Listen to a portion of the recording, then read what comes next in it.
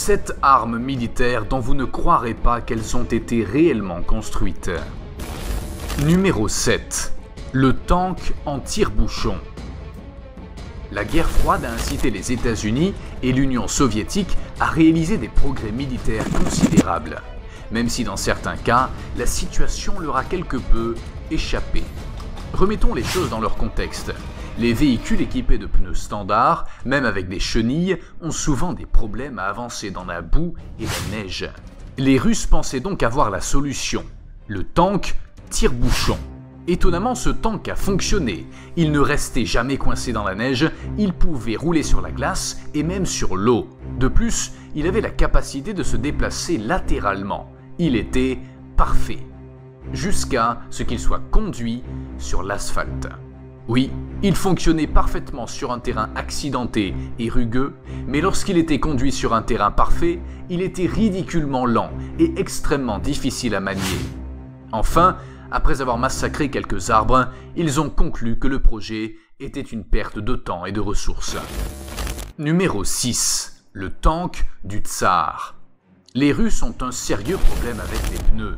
Pendant la Première Guerre mondiale, ils ont essayé d'innover en construisant un véhicule qui intimiderait et se déplacerait plus rapidement que les chars conventionnels.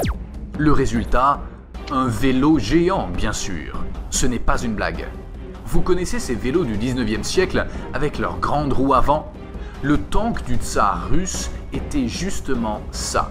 Seulement cette machine était équipée d'une artillerie lourde.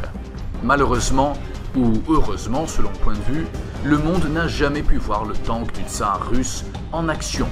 Lors de son premier et unique test, les 40 tonnes de métal ont enfoui la minuscule roue arrière si profondément dans le sol qu'ils n'ont pu que mettre la machine à la ferraille et abandonner le projet.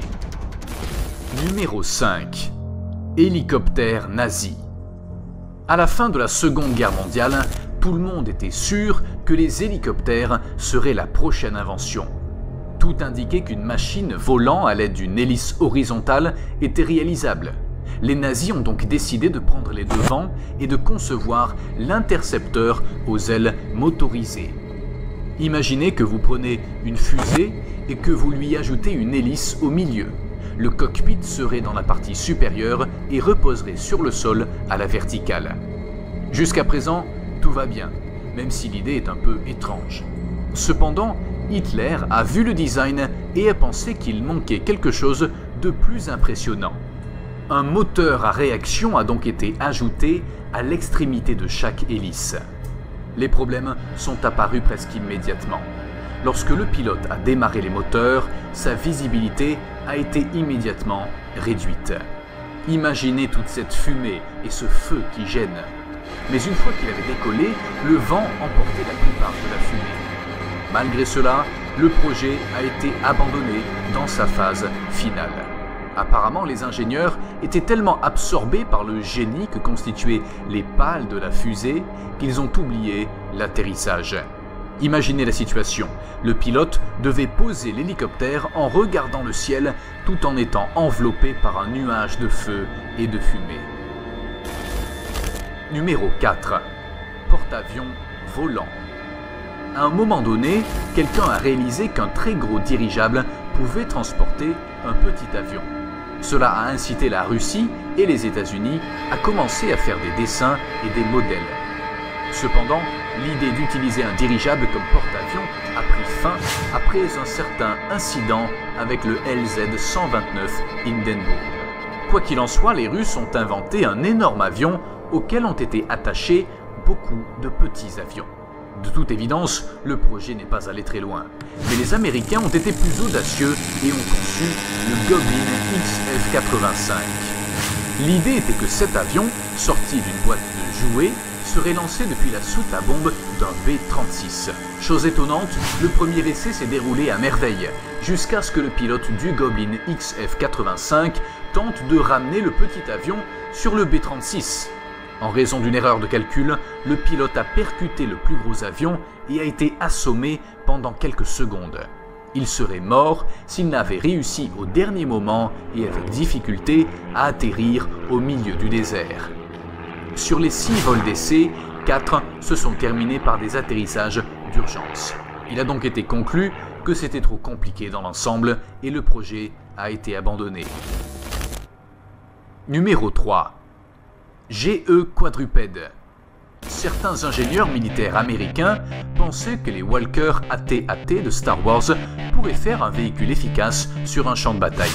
C'est ainsi qu'est né le GE quadrupède, surnommé le Grand Chien. C'est un robot qui se déplace à l'aide de membres mécaniques. Et bien que le prototype semble être plus stable que les AT-AT, il ne faisait vraiment rien qu'un véhicule normal ne puisse faire aussi. Son but était de transporter des charges d'un côté à l'autre. Mais il avait un problème. Il faisait tellement de bruit qu'il alerterait toutes les troupes ennemies dans un rayon de plusieurs kilomètres. Au cas où vous vous poseriez la question, oui, le projet est toujours actif aujourd'hui et personne ne sait vraiment pourquoi. Numéro 2. Tank à balles. Quelqu'un a eu l'idée géniale d'amener des boules de hamster en plastique à la Seconde Guerre mondiale. C'est ainsi que le tank à balles a vu le jour.